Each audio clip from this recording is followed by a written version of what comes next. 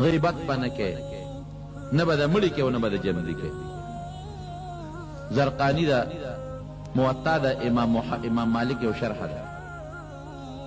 حضرت امام مالک رحمت الله علیه یو کتاب لیکلی دی موطا دا حدیث دا هغه شرح د زرقانی هغه کې واقع لیکلی دی. نام ډېره معتمده خبره. یو ښځه مړه شوه او یو ښځې لمبولې یو غاسله ښځه وه. بعضې خلک یې د دې مړو د دې غسل خدمت کوي. یو غاسلې ښځې دا ښځه لمبوله، چې کله لمبوله هغه صابون مابون یا لاس ماسې پرې راښکه. هغه زمانه کې خیر صابون نو، صابون په ځای به نور څیزونه استعمالېدل. نو چې دې رون له کله د دې ښځې لاس ورسېده نو دا غاسله ښځه وایي دا لمبوونکې یاره وایي دا مړې چې دی دا ښځه وی دوا ورته وکړې خدای دې وبخښي وي دا مې یو ځل په بدعملۍ لیدلې وه. تور چل خو هم ور دي که نه، دا بوډیګانې مجیبه ښځې یو ځل مې دا په بدعملۍ لیدلې وه.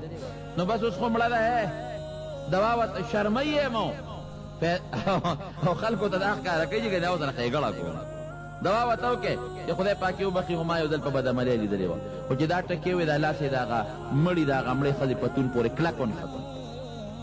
دا راکاږي نه راوچتېږي. داسې ورخت لکه په الپي باندې چې یو شی د شي سره نښتي. دا زور لګوي تاکي خلکو وایي چې جنازه خو تیاره ده، خلک راغلي دی، چا به دا مړي راوباسئ که نه وي صبر وکړه مړي خو لا غسل نه دی شوي. دا څنګه غسل دی چې نه کېږي؟ خیر خبره پټه کم دی پاتې کېږي. دا ښځې د هغه غاسلې ښځې لاس د هغې په پتون پورې نښتې دی، روڼ پورې جدا کېږي نه. خدای دا څه مصیبت پېښ شپه پکې تېره ختمونه کوه، درودونه وایه، جړاګانې خدای ته کوه. خدای دا خو د دې مړي رسوایي ده، دغسې بې جابه پروت دی. او د دې جمدی ښځې رسوایي ده. دا څه مصیبت شو؟ علما هم راوله چې خدای څوک حضرت امام مالک رحمت الله علیه دغه زمانه کې جنګ دی. هغه ډېر لوی بزرګ و. هغه ته چې یو دی دغه وخت کې د مدینې شریفې قاضي و، داسې مسله پېښه غریب راغی. نو یې د ښځې سره خبرې نه شم کولی او نه ورتلی شم. وی پرده به ولګو، د پردې نه پورې غاړه صاحب څه چلو 3 ورځې مړی پروت دی. خلکو وی د مړي وارثانو مړي څښا کېږي او ګوره یاد ساتئ مړی چې وشي جنازه به درکړې ایساری به نه. په شریعت کې جنازه ایسارول ګناه ده، ګناه. په مړي هر قسمه حالت پېښېدی شي. هغه جناب وی چې دا خو هغه مړي والا وی چې به داسې کار دی وکړې د ښځې را لاس پرې کړې دې مړوال کې چې موږ خپل مړی ښخ کړو، موږ د مړي بېعزتي نه شو کولی. او د ښځې وارثانو وی نه لاس څنګه پرې کړو، د ښځې د خپې نه دا پتون را پرې کړی، دا سرمن را پرې کړی ورسره. موږ خپله ښځه خدمت ته تاسو له مړي را لېږلې ده، لاس به ترې پرې کوئ. اوس مړي به بین شروع کړي، دا به څه کوي؟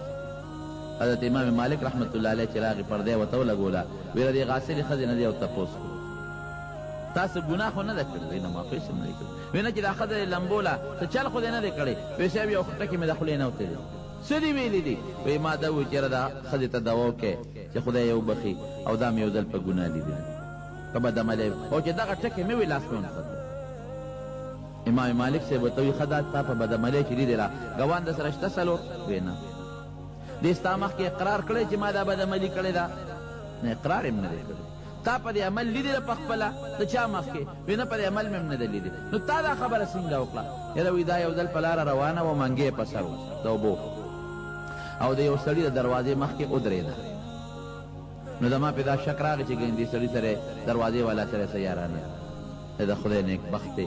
ودرېدل خو په دې هم کېږي چې بنده ستړي شي، ودرېدل خو په دې هم کېږي چې پکې چې ته څه ازغۍ مزغۍ مات شي یا څه سره ډغره وخوري یا چا ملګري ته ولاړئ. نو صرف په ودرېدو دې دونه تهمت په دا مړي ولګاو او شرموله دې رسوا کوله دې. تا ته دې اقرار نه دی کړی، په دې ګناه دې لیدلې نه ده، 4 ګواهان د سره نشته او تهمت دې په مړي ولګاو.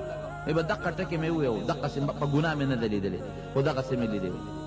وی داسې کار دی چې اوس به تا له 80 دورې درکړې، تا حد قذف در باندې جاري کوم. والذین یرمون المحسنات المؤمنات څنګه دې ورپسې چې په پاکو ښځو باندې الزام ولګوي او بیا ثم لم یأتوا ب4 شهداء فاجلدوهم 80 جلدة. 4 ګواهان چې اوسنۍ 80 دورې ولوي، 80 دورې درکړو، هله به کار ټیک کېږي.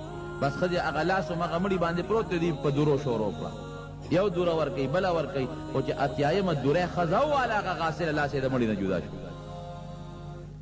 خو دا کارونه او کرتبونه دا قصې پسې دا هر وخت نه ښکاره کېږي، دا خدای کله کله دا خپل قدرت اظهار کوي، همیشه نه کیږي. دا سزاګانې به الله د قیامت پر ورځ ورکوي. د مړو بد بم نه وایه، مړي چې وشي کفو عن مساوي اعمالهم. نبی علیہ السلام فرمایي د مړو د بدو اعمالو ذکر مه کوئ. اذکروا محاسن موتاکم، د خپلو مړو ښه بیان کې، بد یې مه وایې. نبی علیہ السلام ویلي خو اسم که څه ګناه کړي نو هغې ته ور ورسېدل، دې سره پاړه بد ده. که یو مړی داسې وي چې هغه غلط عقیده لري او د هغه غلط عقیده او عادت غلط عمل په خلکو کې خور شوي وي او خلک په هغې لګیا دی عمل کوي، نو ذکر یې وکړه چې خلک یې د هغه بدعملۍ نه ځان وساتي. کنې د مړو به هم بد نه وی. غیبت به نه د جمدي کې او نه به د مړي کې، سخت وبال او سخت